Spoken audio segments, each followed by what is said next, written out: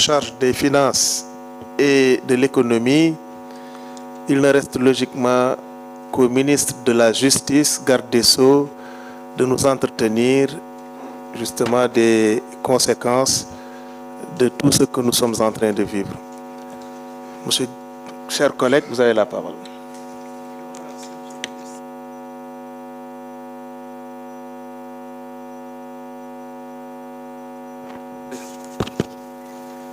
Mesdames et messieurs, comme vous l'avez constaté, la Cour des comptes vient de déposer les résultats de l'audit du rapport sur la situation des finances publiques au titre des gestions de 2019 au 31 mars 2024. L'exploitation de ce document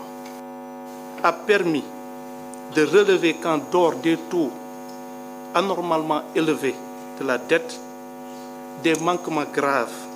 qui pourraient revêtir diverses qualifications pénales ont été constatés. Du faux en écriture, faux en informatique, détournement de deniers publics, escroquerie portant sur des deniers publics, blanchiment d'argent et enrichissement illicite, complicité et recel de ses chefs. Ces faits pourraient, à l'analyse, impliquer diverses personnes, notamment d'anciens ministres, des directeurs généraux, des comptables, des gestionnaires et d'autres particuliers. C'est pourquoi il est envisagé, dans le respect strict des principes directeurs de la procédure pénale, notamment la présomption d'innocence, le respect des droits de la défense, le respect du principe du contradictoire, la mise en œuvre diligente de toutes les mesures judiciaires nécessaires à l'élucidation de ces faits, l'identification complète de tous les responsables de ces irrégularités et leur traduction devant les juridictions répressives compétentes. Pour ce faire, des enquêtes exhaustives et approfondies seront diligemment menées pour retracer les finances illicites, identifier et entendre tous les auteurs, co-auteurs et complices présumés en vue d'engager des poursuites devant les juridictions compétentes, notamment la Haute Cour de justice, le pôle judiciaire financier. L'opinion publique sera tenue informée de l'évolution de la procédure. Mbokk yi ni ñu ko nemmeekoo ñun ñëpp ëttu attekaay bi ñuy wax Cour des comptes moo doon saytu maanaam ni ñu téye woon sunuy koom-koom ak sunu alal ngir nemmeeku ndax niñ ko jëfandikoo dëppoo na ak sart yi nga xamee ni yoon moom la tëral. Bi mu jeexalee saytu bi nemmeeku nañ suñu jëlalee bor bi nga xamee ni bii dafa jéggi dayoo te ñu gàllu ko sunu ndodd, nemmeeku nañ ay jalgati yu am solo yoo xamee ni yi suñ ko saytoo day xeetoo ak li ñuy wax le faux en écriture, l'escroquerie portant sur des deniers publics, maanaam jalgati alalu mbooloo mi nga xamee ni mi ñun ñëpp ko bokk, blanchiment maanaam lewal alal boo xamee ni bii awul yoon, jéem a lewal loolu, ak itam ñi nga xamee ni ñii ñoom ñëpp dañ leen ko téyal wala ñu jàppale leen ci jalgati yooyu. Jàpp nañ ni mbir yi tëdde te ñu xam ni Cour des comptes dafa nekk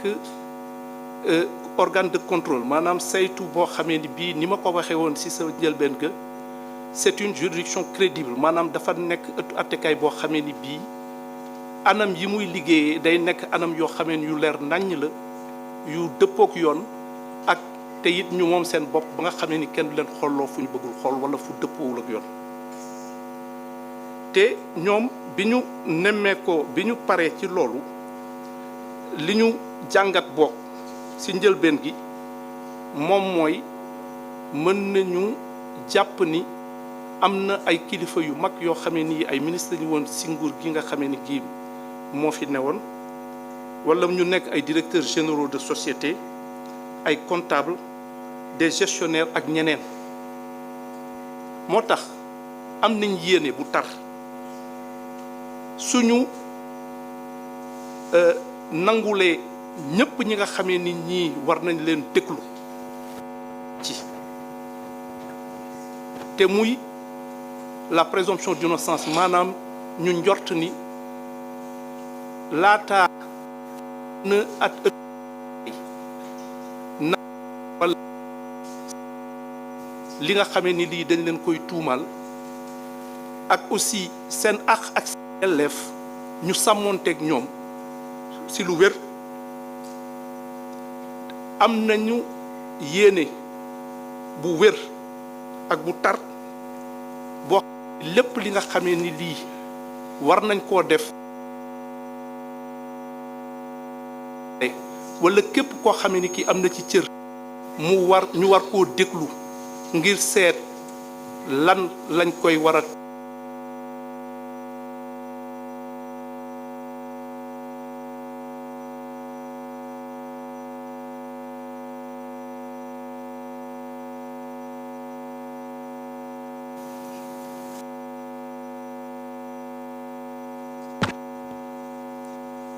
am nañ donc yéene bu tar